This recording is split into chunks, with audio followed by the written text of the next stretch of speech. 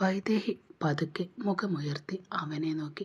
അവളുടെ കുഞ്ഞു കണ്ണുകളിൽ പ്രണയവും പരിഭ്രമവും കലർന്നിരുന്നു. രുദ്രൻ തൻ്റെ മീശ ഒന്ന് തടവിയൊതുക്കി വെച്ച് പുരികം പൊക്കി.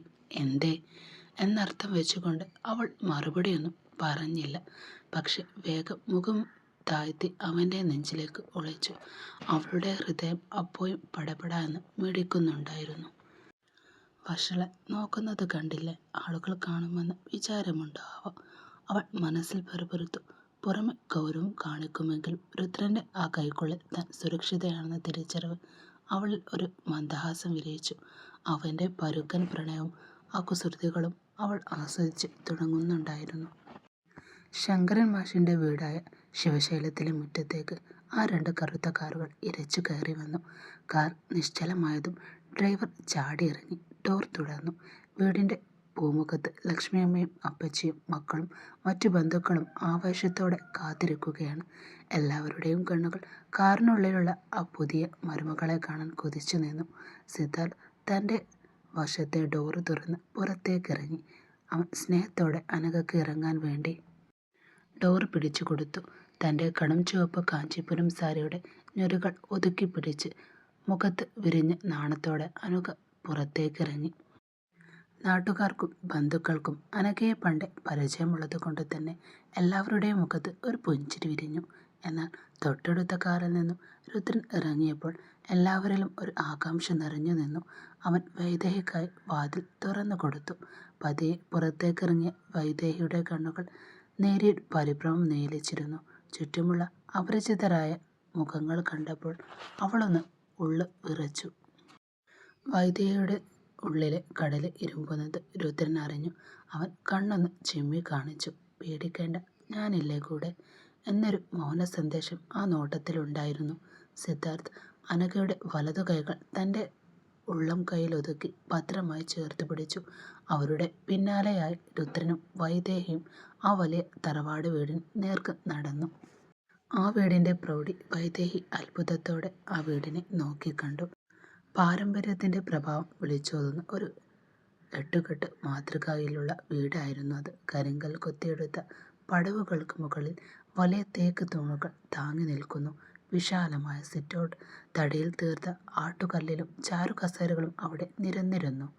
പഴയ രീതിയിലുള്ള ഓടിട്ട മേൽക്കൂരയും ചുവരുകളിൽ മനോഹരമായ ചായക്കൂട്ടുകളും ആ വീടിന് രാജകീയ പ്രൗഢി തന്നെ നൽകിയിരുന്നു. ചുറ്റും തണൽ വിരിച്ചു നിൽക്കുന്ന വൻമരങ്ങൾ, കാറ്റത്ത് ഒഴുകി വരുന്ന തുളസിയുടെയും ചന്ദനത്തിൻ്റെയും സുഗന്ധം ആ പരിസരമാകെ ഒരു പോസിറ്റീവ് എനർജി നിറച്ചിരുന്നു. അവർ സിറ്റൗട്ടിലേക്ക് കയറിയതും ലക്ഷ്മിയമ്മ ആരതിയുമായി മുന്നിലെത്തി. അമ്മ സിദ്ധാർത്ഥിനെയും അനഘയെയും ഒഴിഞ്ഞ് കൈകളിൽ നിലവിളക്ക് നൽകി. അപ്പച്ചി അതുപോലെ തന്നെ വൈദേഹിയെയും രുദ്രനെയും ആരതി ഒഴിഞ്ഞ് സ്വീകരിച്ചു. രുദ്രൻ്റെ മുഖത്തേക്ക് വിശ്വാസത്തോടെ നോക്കിയ ശേഷം വൈദേഹി രണ്ടു കൈകളും നീട്ടി ആ നിലവിളക്ക് വാങ്ങി. അനഘയും വൈദേഹിയും ഒരുമിച്ച് മനസ്സ് നിറയെ പ്രാർത്ഥനയോടെ തങ്ങളുടെ വലതു കാൽ വെച്ച് ആ പടിവാതിലേക്ക് കടന്നു. ലക്ഷ്മിയമ്മ അവർക്ക് പൂജാമുറി കാണിച്ചു കൊടുത്തു. അവിടെയുള്ള പ്രഭയ്ക്ക് മുന്നിൽ ഇരുവരും ഭക്തിയോടെ വിളക്ക് വെച്ച് തൊഴുതു. പിന്നീട് മധുരം പകരുന്ന ചടങ്ങായിരുന്നു. ആ വിശാലമായ ലിവിംഗ് റൂമിലെ സെറ്റിൽ രുദ്രൻ്റെ തൊട്ടരികിലായി വൈദേഹിയും സിദ്ധാർത്ഥിൻ്റെ അരികിലായി അനഘയും ഇരുന്നു. ലക്ഷ്മിയമ്മ പാലും പഴവും പഞ്ചസാരയും ചേർത്ത് ഇളക്കിയ മധുരപാനീയം ഒരു സ്പൂണ് കൊണ്ട് 4 പേർക്കും നൽകി. 4 പേരും ആ മധുരം നുണയുമ്പോൾ ആ തറവാട് വീടിൻ്റെ അകത്തളത്തിൽ ഒരു പുതിയ സ്നേഹബന്ധത്തിൻ്റെ പ്രകാശം പരക്കുകയായിരുന്നു. കൂടാതെ ആ അമ്മ മനവും നിറഞ്ഞു. തൻ്റെ 2 ആൺമക്കൾക്കും കിട്ടിയ പുതിയ ജീവിതത്തിന് അവർ കണ്ണനോടായി നന്ദി പറഞ്ഞു. മധുരം നുണഞ്ഞു കഴിഞ്ഞതും അപ്പച്ചി തൻ്റെ 2 പെൺമക്കളെയും അടുത്തേക്ക് വിളിച്ചു. മീരയും നീതുവും ഓടി അപ്പച്ചിയുടെ അരികിലേക്കെത്തി. എടാ കുട്ടികളെ, അപ്പച്ചി അവരെ സ്നേഹത്തോടെ വിളിച്ചു. ഇനി നമ്മുടെ മരുമക്കൾക്ക് കുറച്ച് വിശ്രാമമാകാം. യാത്രയുടെ ക്ഷീണം കാണും. അവരെ അവരുടെ റൂമിലേക്ക് കൊണ്ടുപോകൂ. ലക്ഷ്മിയമ്മ എല്ലാം റെഡിയാക്കി വെച്ചിട്ടുണ്ട്. നീതു അനഘയുടെ അടുത്തേക്കും മീര വൈദേഹി അടുത്തേക്കും നീങ്ങി. വരൂ അനഘേച്ചി, സിദ്ധുവേട്ടൻ്റെ റൂം കാണിച്ചു തരാം. നീതു അനഘയും കൈപിടിച്ച് ചിരിയോടെ പറഞ്ഞു. വൈദേഹി ചേച്ചി, നമുക്ക് മുകളിലേക്ക് പോകാം. രുദ്രേട്ടൻ്റെ റൂം അങ്ങോട്ടാണ്. മീര വൈദേഹിയുടെയും കൈ ചേർത്ത് പിടിച്ചു. അനഘയും വൈദ്യയും തങ്ങളുടെ ഭർത്താക്കന്മാരെ ഒന്ന് നോക്കി. സിദ്ധാർത്ഥും രുദ്രനും അവർക്ക് ധൈര്യം നൽകുന്നത് പോലെ ഒന്ന് പുഞ്ചിരിച്ചു.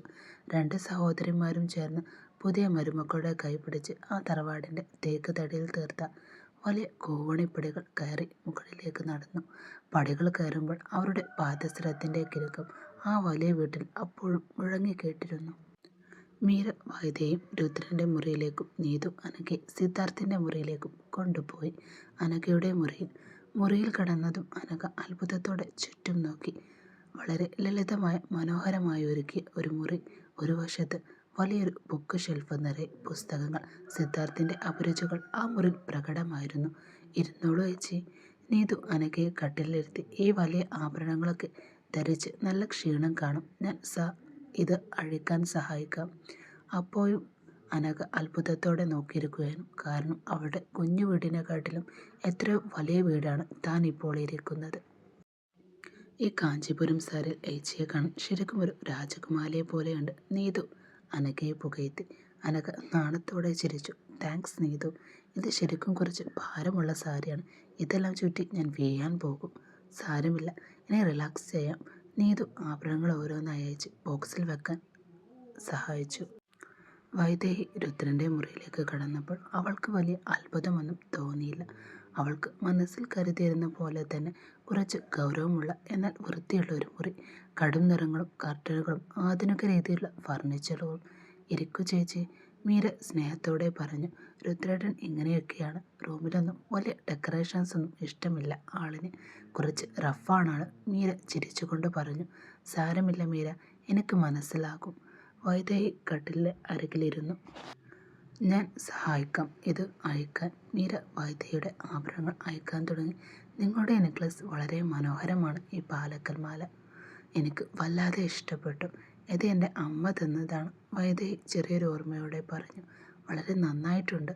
മീര മുല്ലപ്പൂക്കൾ പതിയെ അയച്ചെടുത്തു. രുദ്രൻ കുറച്ച് ദേഷ്യക്കാരനാണെങ്കിലും മനസ്സിൽ നിറയെ സ്നേഹമാണ് കേട്ടോ. ചേച്ചി പേടിക്കേണ്ട ആവശ്യമൊന്നുമില്ല. പ്രിയപ്പെട്ടവർ അരികിൽ. ഇതിനിടയിൽ സിദ്ധാർത്ഥും രുദ്രനും അതാത് റൂമുകളിലേക്ക് എത്തിച്ചേർന്നു. സിദ്ധാർത്ഥ് റൂമിലേക്ക് വരുമ്പോൾ അനഘ മുറിയുടെ ഭംഗി അത്ഭുതപ്പെട്ടു നിൽക്കുകയാണ്. ബുക്ക് ഷെൽഫിലെ പുസ്തകങ്ങൾ അവൾ കൗതുകത്തോടെ നോക്കുന്നു. എന്താ അനഘ, ഈ മുറി ഇഷ്ടപ്പെട്ടോ നിനക്ക്?